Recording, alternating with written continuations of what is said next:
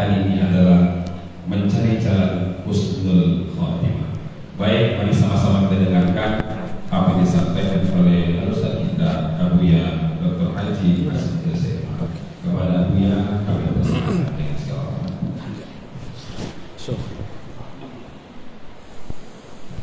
Assalamualaikum warahmatullahi wabarakatuh. Alhamdulillahilladzi hassana wujuhana walhamdulillahilladzi hassana akhlaqana walhamdulillahilladzi ja'alana min ummati sayyidina Muhammad sallallahu alaihi wasallam. Amma ba'du.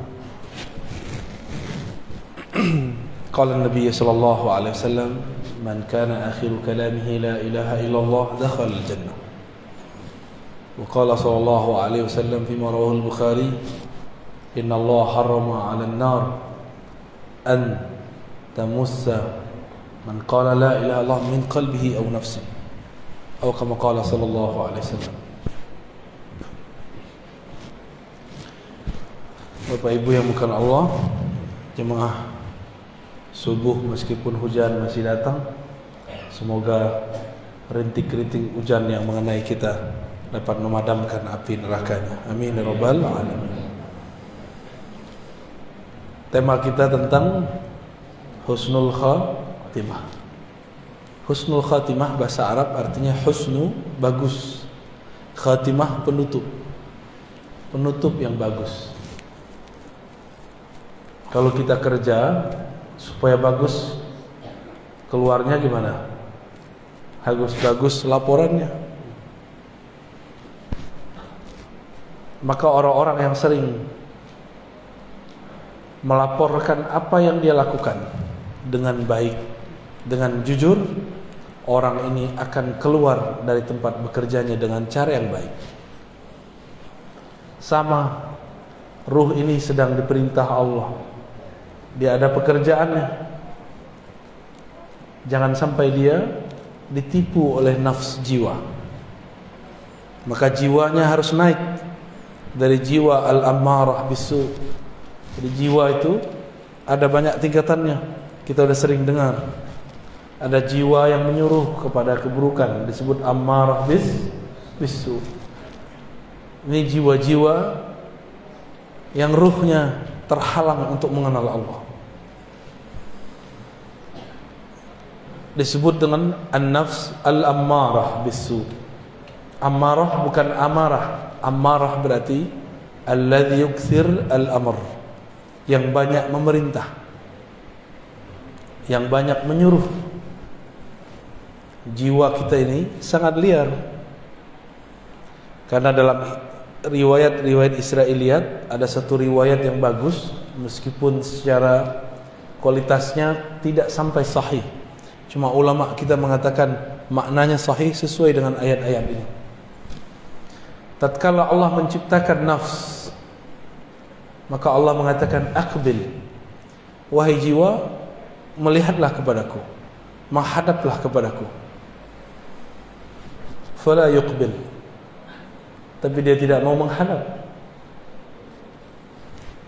Lalu Allah katakan lagi, ya nafs aqbil, wahai jiwa, menghadaplah kepadaku. Tapi jiwa itu tidak mau juga, pantang disuruh-suruh. Akhirnya Allah laparkan jiwa, Allah puasakan jiwa dari makanan-makanannya. Lalu Allah mengatakan, ya nafs aqbil fa aqbala, wahai jiwa, menghadaplah. Barulah jiwa itu menghadap kepada Allah Subhanahu wa ta'ala.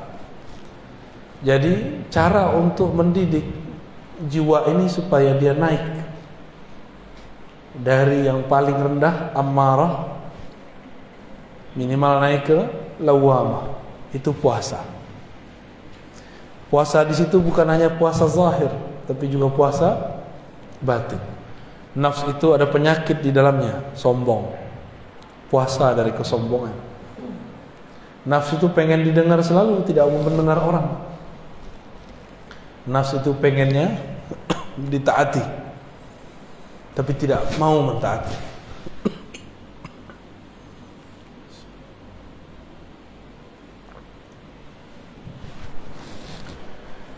Lalu nafs ini punya poros.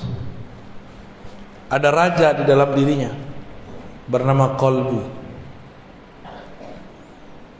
Jangan sampai nafs ini menjadi rajanya qalbu, tapi qalbu harus menjadi rajanya nafs. Bagaimana caranya?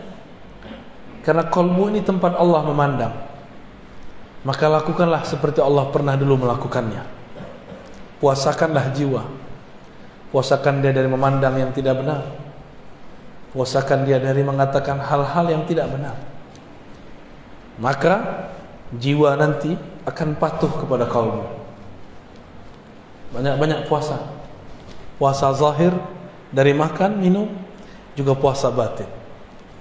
Nabi mengatakan, "Wa idza kana yaumu ahadikum, yaumu shaumi ahadikum falyakul." Wa idza kana, apabila yaumu shaumi ahadikum, ya, hari kalian berpuasa, lalu ada orang syatamahu aw qatalahu, falyakul inni shaim.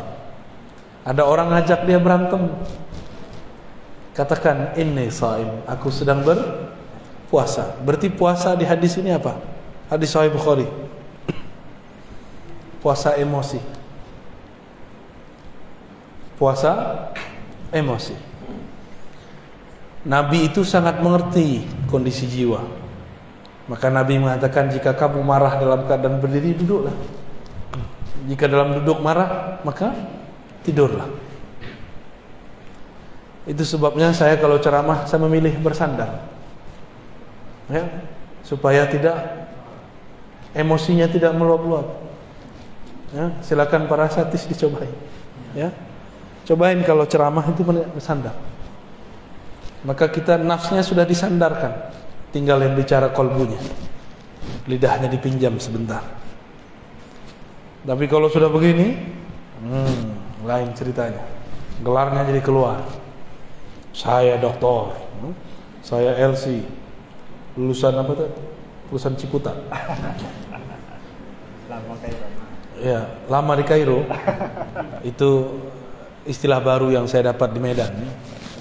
Dari Dr. Thohir, alumni Kairo ini, alumni Mesir ini. LC kata dia lama di Kairo. Kalau MM masih di Medan. Jadi si jiwa ini harus dipuasakan terus, nanti dia naik ke lawamah. Apa ciri-ciri jiwa kita sudah naik ke lawamah? Kita suka menyesali perbuatan. Maka ahwal, kondisi yang terjadi pada orang yang sudah naik ini namanya muhasabah. Apa namanya? Suka menghisap dirinya, bukan menghisap orang lain. Suka menyalahkan dirinya, bukan menyalahkan orang lain. Lawamah itu dua, ada lawamatu ghairi. Dia mencaci maki orang lain, itu setan. Setan itu dikeluarkan dari surga, yang salahkan iblis, yang salahkan Adam. Iblis keluar dari surga, yang salahkan siapa? Nabi Adam. Lalu justru dia diusir karena dia tidak patuh kepada Allah. Ketika Nabi Adam pun juga diusir dari surga, beliau salahkan siapa? Dirinya sendiri. Ini beda Bani Adam yang ruhnya hidup dengan Bani Syayatin. Bani Syayatin ini bisa manusia, kan ada Syayatinul Jinni wal Ins, keturunan atau pengikut setan. Apa aja disalahkan orang, nggak pernah menyalahkan diri. Ini banyak ustadz sekarang begitu. Banyak dai sekarang menyalahkan orang di luar, menyalahkan kelompok di luar. Gunung Semeru meletus, yang dia salahkan orang Semeru. Oh, orang Semeru itu nggak ibadah, itu banyak maksiat tuh. Jangan begitulah. Kalau Anda tidak sanggup membantu mereka, jangan sakiti hati mereka. Sinabung dekat sini kan? Oh, di bawahnya banyak orang kafir. Kalau engkau tidak mau bantu, uskut, diam aja. Karena untuk membantu tidak mesti dia seorang muslim. membantu antara manusia dan manusia, ini adalah hal yang wajib. Karena Nabi memahami ayat Allah jadikan kamu berkabilah-kabilah, bersuku-suku, lita'arafu, supaya kamu berkenalan. Salah satu penyakit jiwa itu adalah merasa dirinya baik. Itu satu. Yang kedua, merasa sukunya terbaik. Hati-hati ya. Ini kita ini nggak tahu sebenarnya suku orang Medan ini banyak ya. Di Medan ini ada Melayu, ada Batak, ada Minang, ada Jawa, ada Mandailing. Itu masuk Batak ya? Batak sendiri masuk Batak ya? Kirain nggak mau disebut Batak ya.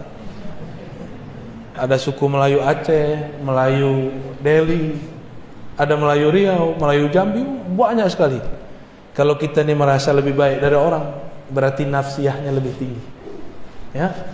Jadi misi Rasulullah itu menghancurkan perasaan kibir. Jadi nafs al-ammarah tadi dia punya karakter dia merasa lebih baik dari orang.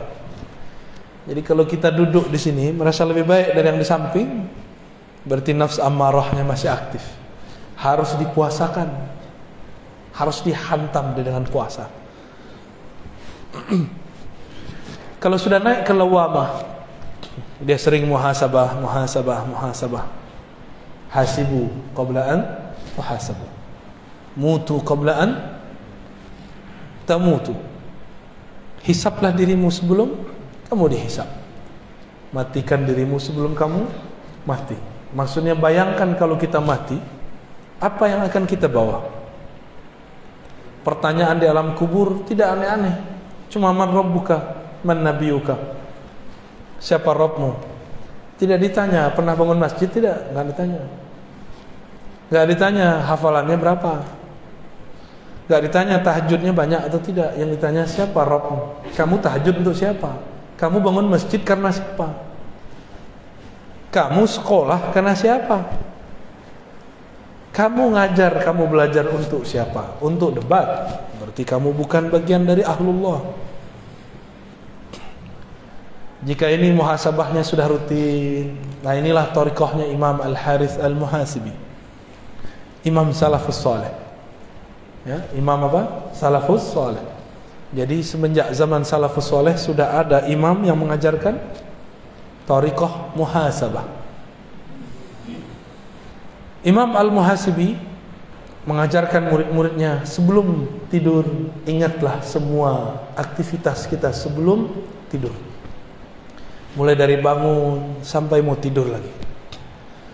Jika ada tergores di hati, minta ampun kepada Allah. Jika ada kebencian masuk ke hati, minta kepada Allah supaya dicabut. Jika ada dendam di hati, emosi, minta kepada Allah supaya Allah menentramkan qalbu. Itulah amalan Imam Al-Harith Al-Muhasibi. Ternyata beliau ini mengamalkan amalan sahabat yang dulu Sayyidina Abdullah bin Umar penasaran kepada dia. Dilihat-lihat ternyata tahajudnya sedikit, sedekahnya tidak banyak, baca Qur'annya juga standar. Setelah 3 hari Abdullah bin Umar bertanya, kata Rasulullah, engkau ini ahli surga, tapi aku tidak melihat amalanmu banyak. Lalu Abdullah bin Umar bertanya, apa ma sya'nuka? Amalan kamu apa gerangan? Dijawab oleh sahabat ini, disembunyikan namanya. Tidaklah aku mengambil tempat tidurku kecuali aku membuang semua kebencian, semua goresan, semua dendam dari kolbuku. Jadi dia tidur gak bawa dendam, dia tidur tidak bawa kesombongan, dia tidur dalam kerendahan hati, kehinaan jiwa. Disitulah dia kemudian minta ampun kepada Allah. Baru dia mengatakan, Bismikallahumma ahya wa amut. Ya Allah, dengan namamu yang maha agung, aku hidup dan aku minta ditidurkan. Kalau ini sudah rutin, naik ke nafs al-mulhamah. Mulhamah ini, orang sudah mulai berdialog dengan jiwanya, dengan kolbunya. Nabi pernah bersabda, istafti qalbak, bangunlah dialog dirimu dengan dirimu. Istafti qalbak, hadis Tirmizi. Kita mau ngapa-ngapain, sholat dulu, sholat istikharah. Tanya kepada Allah, tanya ke dalam diri. Karena Allah berbicara ke dalam diri kita. Ini istikharahnya cuma mau nikah ya. Mau kerja nggak istikharah? Mau berguru nggak istikharah? Lebih penting menikah atau berguru? Lebih penting menikah apa berguru? Berguru.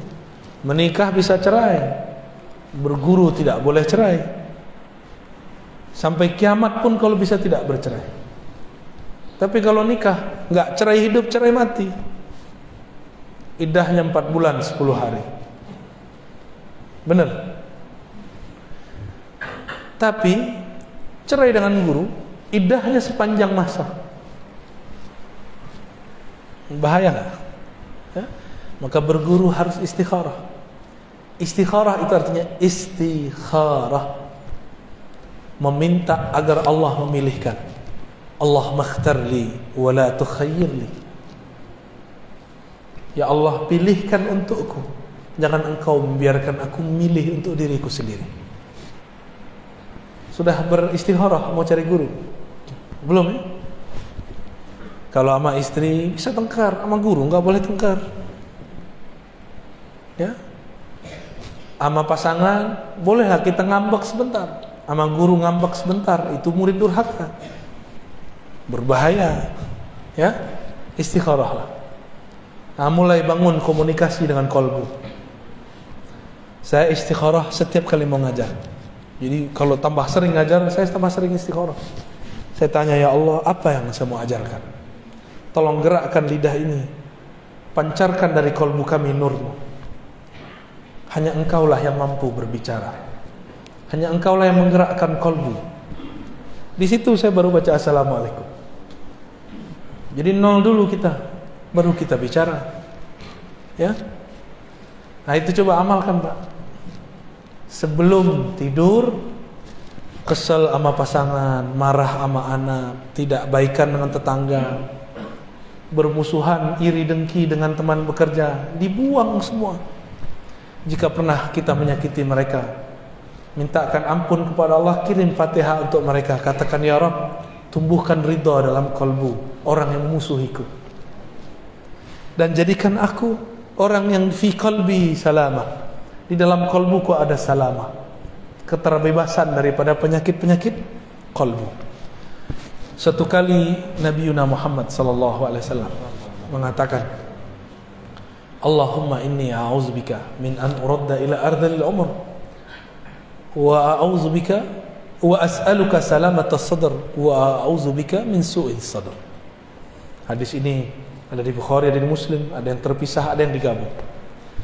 Nabi sallallahu alaihi wasallam mengatakan, ya Allah, aku berlindung kepada Engkau dikembalikan kepada masa yang hina sebelum kami meninggal. Ya, boleh pakai bahasa Indonesia ya, kalau nggak hafal bahasa Arabnya. An uradda ila ardhalil umur, dikembalikan kepada keadaan umur yang hina. Anak kecil tidak bisa apa-apa, ngapain saja harus dibimbing, harus dibantu. Maka dikembalikan masa seperti itu disebut arzalil umur. Kalau ada di antara keluarga kita sudah begitu, maka katakan, ya Allah, ikhtim lana bihusnil khatimah. Keadaan ini sudah takdir Engkau, kami ridha ya Allah, tapi tetapkanlah kami dalam husnul khatimah. Kembali ke hadis tadi. Hadis ini berkaitan dengan surat Yasin, wa man nu'ammirhu nunaqqishu fil khalq. Siapa yang kami panjangkan umurnya, kami kembalikan dia seperti semula jadi. Dulu tidak bisa bicara, sekarang susah bicara. Tidak bisa jalan, sekarang nggak bisa jalan. Maka jangan minta panjang umur, minta saja al-afwa wal afiyah. Sahabat nanya kepada Rasulullah, wahai Rasulullah, tolong berikan aku amalan doa. Hadis Ibnu Majah. Apa kata Nabi? Kul Allahumma inni as'aluka al-afwa wal afiyah fid dunya wal akhirah. Ya Rabb, berilah aku afwa, maaf, wal afiyah, keselamatan di dunia dan di akhirat. dunia badannya sehat, di akhirat husnul khatimah. Udah seminggu sepekan dia datang lagi kepada Rasulullah, tanya, wahai Rasulullah, ajarkan aku. Diajarkan doa yang sama. Udah seminggu lagi, datang lagi kepada Rasulullah, Nabi masih mengajarkan yang sama. Lalu sahabat ini protes, wahai Rasulullah, emang gak ada doa lain? Ini murid ini kadang nafsu, pengen wiridan banyak, pengen dapat talqin zikir, pengen dapat ijazah. Nafsu, zikir kok pakai nafsu, zikir. Akhirnya Nabi mengatakan, wahai sahabatku, adakah yang lebih sempurna daripada afwa dan afiyah? Bukankah afwa mencakup seluruh urusan duniamu, afiyah mencakup semua urusan akhiratmu? Orang tuh mikir. Jadi orang Arab aja kadang nggak paham. Selevel sahabat Nabi masih bertanya, apalagi kita. Orang-orang yang sudah sampai di level ini, dia mulai tahu penawar ketenangan kolbunya. Apa yang membuat kolbu gelisah? Kolbu ini kan diartikan qalb, sesuatu yang bergerak. Dia hanya bisa bergerak dengan tenang jika dia menyebut nama yang menggerakkan kolbunya. Siapa yang menggerakkan kita? Allah. Maka disebut di kolbunya Allah, Allah. Baru kolbunya tenang.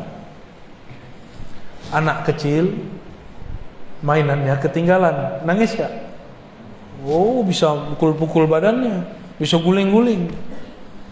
Mainannya kolbu cuma satu, zikrullah, menyebut nama Allah. Kalau di sini sudah rutin, sudah sering berdialog dengan kolbu, sudah tahu obat penawar gelisahnya kolbu, yaitu zikrullah, maka orang ini naik ke makom yang tadi ayatnya dibaca.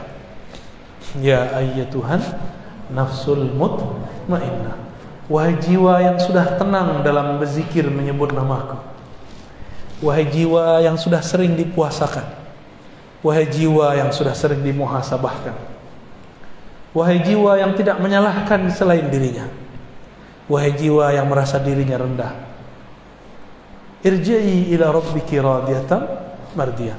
Sekarang kamu dapat tiket pulang, diundang langsung oleh Rabbul Bariyah dengan penuh ridha dan mardiyah. Itulah kondisi orang yang sudah mantap di kolbunya nama-nama Allah. Inilah beruntungnya kita. Di negeri ini banyak ulama-ulama mengajarkan kan zikir kolbu. Banyak gak? Banyak. Cuma setan tidak akan pernah diam. Dia nanti akan buat konspirasi. Kalau belajar zikir gila, kalau belajar ini, belajar itu, nanti gak sholat. Itu biasa, itu setan. Anehnya, setan ini kan punya wali. Walinya kadang-kadang seorang da'i. Si da'i ngomong, gak usah belajar-belajar tarekat, zikir, nanti gila. Hati-hati, ya. Hati-hati. Orang gila karena pekerjaan, orang gila karena masalah jodoh, orang gila karena masalah dirinya sendiri itu lebih banyak daripada orang yang gila karena belajar zikir. Orang gila karena belajar zikir karena aslinya dia gila. Kawan saya masuk kampus gila karena ditanya terus sama dosennya, kapan kau selesai? Gila dia. Maka saya nggak mau tanya lagi mahasiswa saya kalau dia nggak selesai-selesai. Saya cuma tanya, yang tenang-tenang ya, kamu tulis yang tenang-tenang, yang damai, jangan kepalanya pusing kalau nulis, nanti gila ente. Alhamdulillah mahasiswa saya aman, tapi kawan saya sudah gila.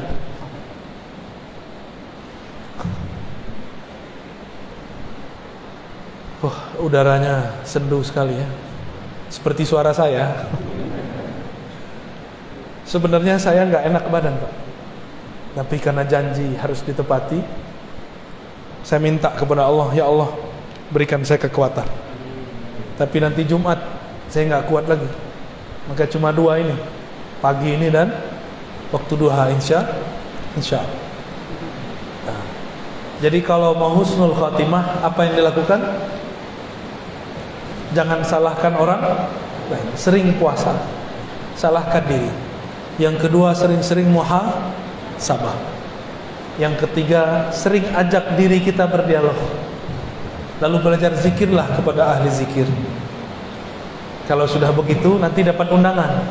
Jadi husnul khatimah itu undangan dari Allah. Irji'i ila rabbiki radiyatan, berarti Allah yang undang. Maka saya tutup dengan hadis Nabi. Nabi mengatakan, man kana akhiru kamamihi la ilaha illallah, siapa yang akhir kalamnya la ilaha illallah, dakhalal jannah, pasti masuk surga. Ada anak muda nanya, tamatan lama di Kairo, LC juga. Apa kata dia? Buya, Nabi sebelum meninggal enggak baca la ilallah, baca ummati ummati. Itu husnul khotimah, su'ul khotimah. Ya salah. Itu yang nanya setan apa dia ya? Tapi bagus. Bagus itu pertanyaan. Kira-kira gimana Pak? Nabi sebelum meninggal enggak baca la ilaha illallah, baca apa? Ummati. As-salah, as-salah. Ittaqun nas, ittaqullah fil nisa, ittaqullah fis salah. Itu apa? Itu cara menjaga la ilaha illallah. Nabi itu, dia dan Allah sangat dekat. Kalau sudah dekat tidak perlu sebut menyebut. Saya dengan Dr. Thohir, karena sekarang jaraknya cuma 1 jengkal, nggak perlu saya bilang Dr. Thohir tuh orangnya. Saya nggak ngomong begitu, karena dia udah di samping. Tapi kalau orangnya di luar, saya omongin si dokter tuh yang lama di Kairo. Saya ngomong begitu. Tapi kalau orangnya di samping, perlu nggak? Dulu kalau kita cinta seseorang, kalau belum ketemu kita sering sebut namanya, cari-cari nama dia di Facebook, cari-cari nama dia di Google, cari-cari nama dia di sosial media, cari-cari nama dia di kalangan teman-temannya, kirim-kirim salam. Benar? Mirip-mirip begitulah. Orang kalau sudah cinta sering-sering sebut nama. Kalau sudah menikah masih begitu nggak? Enggak. Ya, nggak perlu lagi sebut-sebut nama. Yang punya nama sudah bersama saya. Kalau orang sudah dekat kepada Allah, zikirnya bukan lagi menyebut, zikirnya memandang. Zikirnya dipandang oleh Allah Subhanahu wa ta'ala. Lebih kurang itu ya. Ada pertanyaan tak? Assalamualaikum warahmatullahi wabarakatuh. Alhamdulillah, semoga mulia dan alhamdulillah semoga Allah.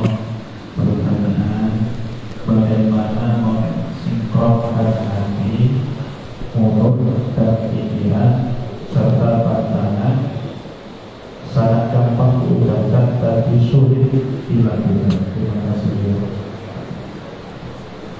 Man la yara muflihan la yuflih abadan. Begitu kata Imam As-Surawardi. Siapa yang tidak punya contoh orang baik tidak akan pernah baik. Siapa yang tidak pernah melihat orang sukses tidak akan pernah belajar kesuksesan.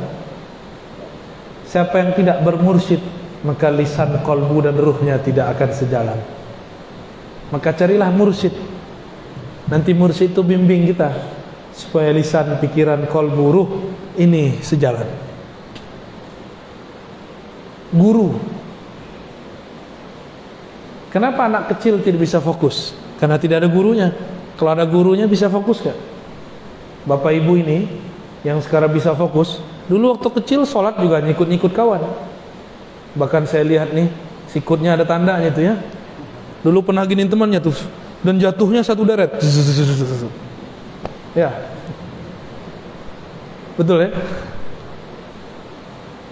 Maka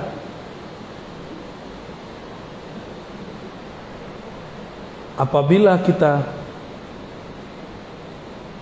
hendak menyelaraskan zahir dengan batin, carilah guru yang mengerti zahir dan batin. Kalau ingin sesuai zahir dan batin, jangan berguru hanya kepada ahli fikih. Ahli fikih Kebanyakan tahu cuma sunnah bid'ah, halal haram, sah dan batal. Ahli akidah taunya benar dan salah. Ahli tasawuf, ahli kolbu taunya mana yang terbaik, mana yang kurang baik. Nah, cari guru ini. Semua amalan itu bagus, tapi yang mengerti amalan ini untuk apa, itu ahli kolbu. Dokter tahu obat nih semuanya bagus, tapi kalau kita sakit, apakah semua obat dikasih? Enggak, keracunan nanti, gagal ginjal nanti. Maka mursyid yang dapat ijazah dari gurunya, dididik oleh gurunya, dia tahu cara mengatur obat zikir untuk kolbu. Jadi carilah mursyid, ya. Sudah seumur begini kok nggak punya mursyid juga, ya. Carilah, di Medan ini banyak ahli-ahli zikir, ya. Allahumma sholli ala Muhammad. Ini ya, yang kita berbincang di alam muda kita. Saya ingin hijrah, apa yang pertama kali yang saya mau hijrah, ingat-ingat kalam Sayyidina Ibrahim, inni muhajirun ila Rabbi. Aku hijrah kepada Allah, bukan hijrah ke NU, Muhammadiyah, Salafi, Jemaah Tabligh, bukan. Gak ada hijrah begitu, itu bid'ah itu. Hijrah itu kepada Allah. Faman kanat hijratuhu ila Allah wa rasulih. Hadis sahih Bukhari Muslim. Siapa yang hijrahnya kepada Allah, kepada Rasulullah, fa hijratuhu ila ma hajara, fa hijratuhu ila Allah wa rasulih. Maka Allah sampaikan dia kepada niatnya. Jadi berhijrah itu bukan bercelana jingkrang. Berhijrah itu bukan berarti tadi tidak berjenggot, sekarang berjenggot. Berhijrah itu tadi kolbunya ditawan oleh dunia, sekarang kolbunya dipenuhi nama pemilik dunia, Allah Subhanahu wa ta'ala. Itu hijrah. Maka hijrahmu adalah gurumu. Ini pentingnya berguru. Kamu berhijrah tergantung gurumu. Jika gurumu hijrahnya benar, pasti hijrahmu benar. Maka hati-hati dalam berhijrah. Jangan gagal fokus, nanti hijrah urusan celana. Hijrah urusan yasinan, tahlilan. Itu bukan hijrah, itu namanya khilafiyah. Ya, tahu khilafiyah? Sesuatu yang diperdebatkan ulama. Jadi yang pertama harus dilakukan, niatkan hijrah, berpindah dari kegelapan kepada cahaya Allah. Dan Imam Al-Qushairi mengatakan dalam Ar-Risalah Qushairiyah, orang yang hendak beruzlah, berhijrah, hendaklah dia memandang dirinya lah yang merusak orang. Ketika dia berhijrah, beruzlah, dia tidak memandang orang lain itu merusak dia, tapi dialah yang merusak orang lain. Maka dia berhijrah, beruzlah, karena dia mengatakan, ya Rabb, maafkan aku, adanya aku pada mereka membuat mereka rusak. Itulah yang disebut mutawadhi. Ini hijrahnya benar, nggak nyalahin. Ada yang musisi hijrah, yang dia salahkan musik. Lah apa bedanya ente dengan iblis? Iblis tuh nyalahin Nabi Adam, lebih parah nih musik yang disalahin. Hijrah aja. Musik kalau nggak dipetik juga nggak bunyi, nggak diketuk juga nggak ada suaranya. Berarti masalah musik itu masalah siapa? Masalah dia. Itu musik kalau bisa bicara dia protes kepada Allah Subhanahu wa ta'ala. Ada orang hijrah, tengkar dengan suaminya, tengkar dengan istrinya, dan itu bukan hanya di Indonesia, itu ada di Mesir, ya. Syekh Said Mamduh, ya. Antum zurtum, ya? La ma tazur. Syekh Said Mamduh ahli hadis di Mesir, murid Syekh Yasin, murid Sidi Al-Ghumari, itu menulis kitab tentang ahkamul kubur. Di muqaddimahnya dicerita, cuma karena satunya salah hijrah, si istri minta ditalak, lalu siap dipoligami. Masalah poligami masalah lain. Si istri kerja di satu tempat, suaminya kerja di bank. Apa kata dia? Kau ni pezina, sama dengan menzinai ibumu 70 kali. Maka dia minta cerai. Dan itu tidak satu dua orang, sudah banyak orang Di Mesir Syekh Said Mamduh cerita, di kalangan kita juga banyak sekali, ya. Ternyata perempuan ini kalau salah hijrah lebih galak dari laki-laki. Ya, hati-hati hijrahnya ya, ibu-ibu ya. Ada yang perempuan nih, jangan salah berguru. Hijrah karena Allah. Jika hijrahnya karena Allah, maka kita akan dibimbing. Walaupun nyerempet sesat dikit, nanti Allah selamatkan. Saya ini juga dulu hijrah. Kata saya, ternyata hijrah dulu, celana saya jingkrangkan, jenggot saya panjangkan. Saya katakan, aku anak hijrah, aku ikhwan.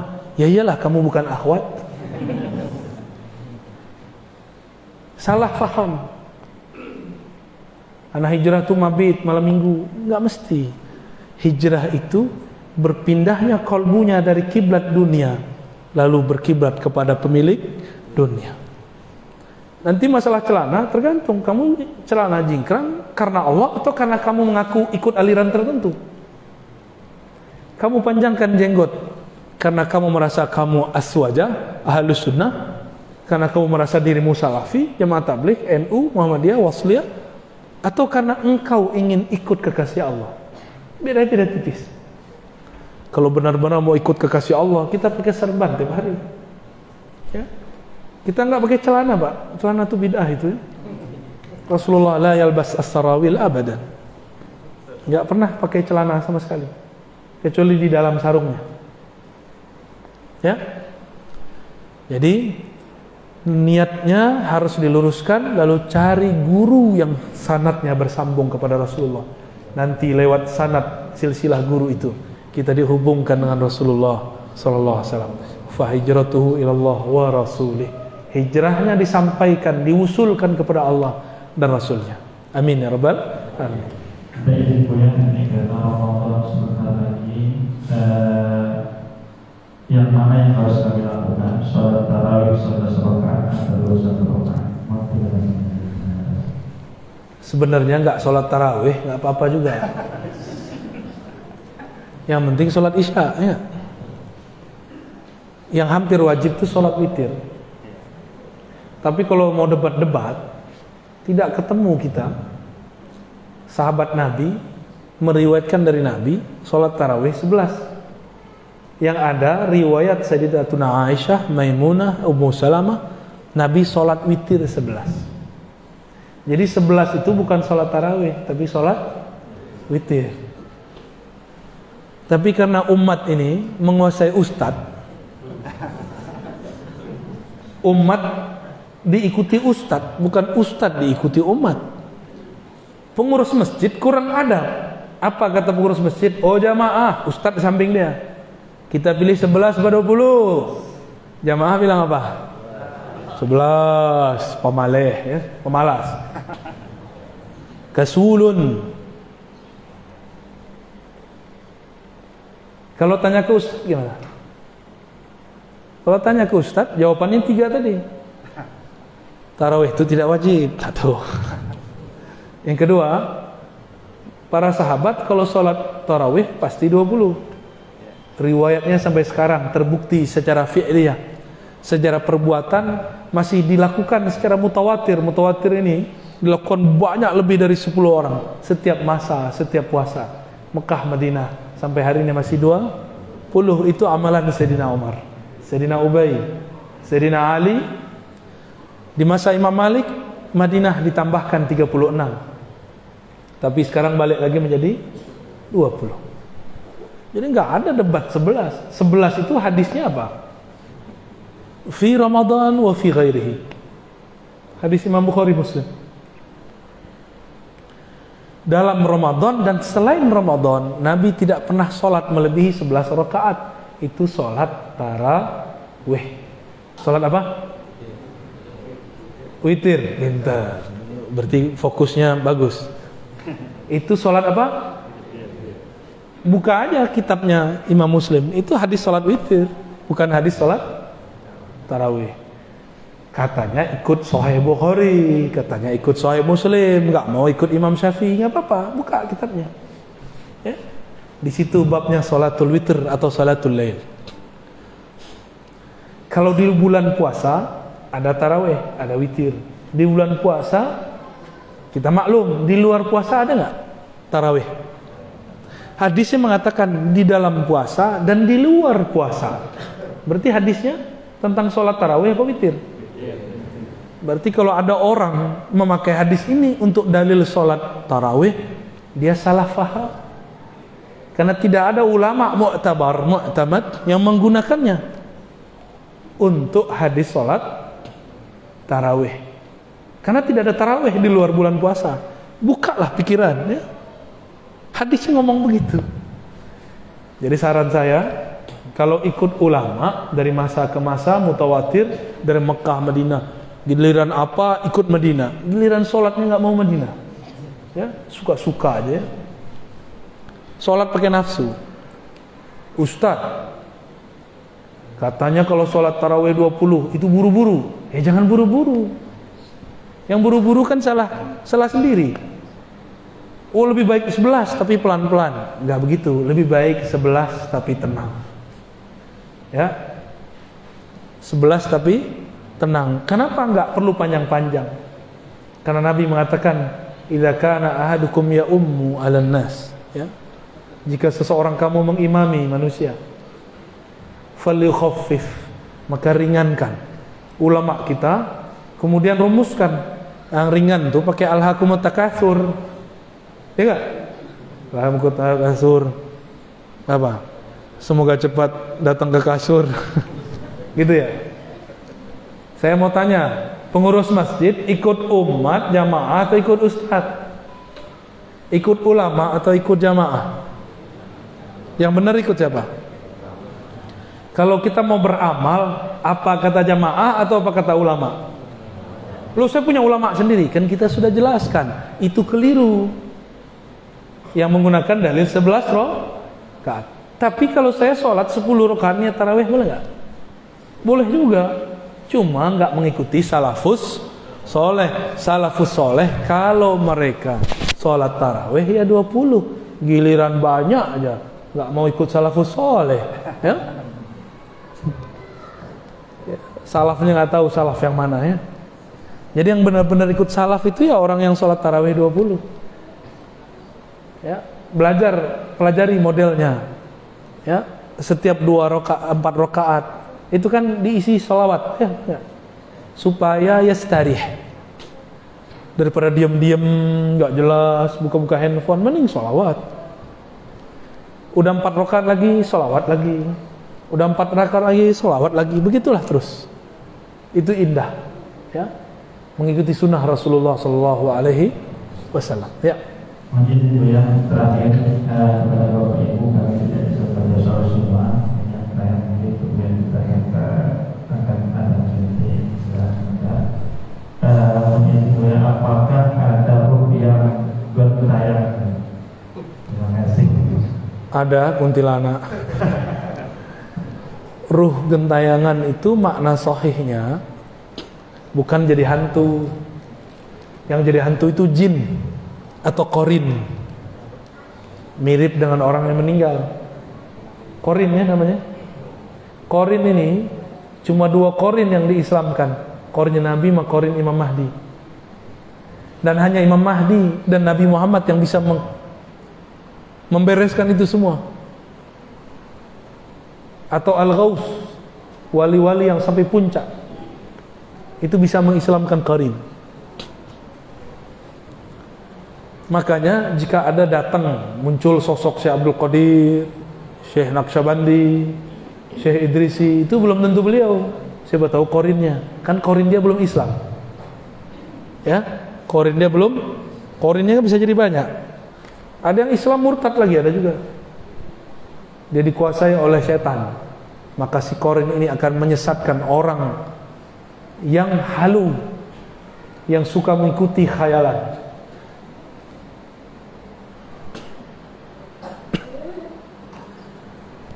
Yang ada itu apa? Dalam kitab Habib Zain bin Smith, begitu juga kalam Sidi Abdullah Faiz Ad-Daghestani An-Naqsyabandi. Mereka sepakat mengatakan siapa yang tidak sempurna suluknya, ma'rifatnya di dunia, maka dia akan mencari guru menyempurnakannya di alam kubur. Yang enggak sempurna dalam kubur, dia mencari kesempurnaan di padang mahsyar. Makanya orang-orang mencari syafaat Rasulullah, itu pengen sempurna. Mumpung badan masih ada hayatnya, cari guru makrifat sebelum terjadi nyawa merenggang dari badan. Ya. Roh ini berpindah-pindah, dia cari. Kadang dia datang ke orang tertentu. Kalau orangnya bukan wali Allah, dia datang ke mimpinya. Kalau dia kolbunya bening, maka mimpinya benar. Maka mimpi ketemu orang-orang yang sudah wafat itu rata-rata benar. Tapi kalau lagi halu, bisa benar bisa tidak, ya. Jadi tidak ada arwah dalam artian orang-orang mati gentayangan kepada orang hidup. Yang ada korinnya gentayangan, ya. Kita ini Allah jadikan khalifah di bumi. Khalifah itu pemimpin. Gak boleh takut kepada jin, gak boleh takut kepada setan, tapi gak boleh juga sombong, ya. Jadi gak usah takut sama hantu. Hantu ada, tapi itu jin. Tapi tidak ada namanya arwah gentayangan jadi hantu. Yang ada arwah itu mencari kesempurnaannya. Dia gak butuh lagi kita, ya. Cukup, ya. Sudah agak terang. Doanya pakai Al-Fatihah aja, ya. Semoga semua yang hadir, termasuk kami Al-Faqir, Allah tutup umur ini dengan husnul khatimah. Jika Allah panjangkan, semoga dipanjangkan dalam afwa wal afiyah. Jika Allah matikan, semoga Allah matikan dalam husnul khatimah. Apapun takdirnya, corona tidak corona, sakit tidak sakit, tabrak atau tidak ditabrak, jatuh tidak jatuh, semuanya takdir Allah. Kita hanya perlu ridha. Maka kita minta, raditu billahi rabba, ya Rabb, berikan aku keridhaan dalam qalbuku. Ala hazinni wa likulli niyatin salihah wal ghayat. Al-Fatihah.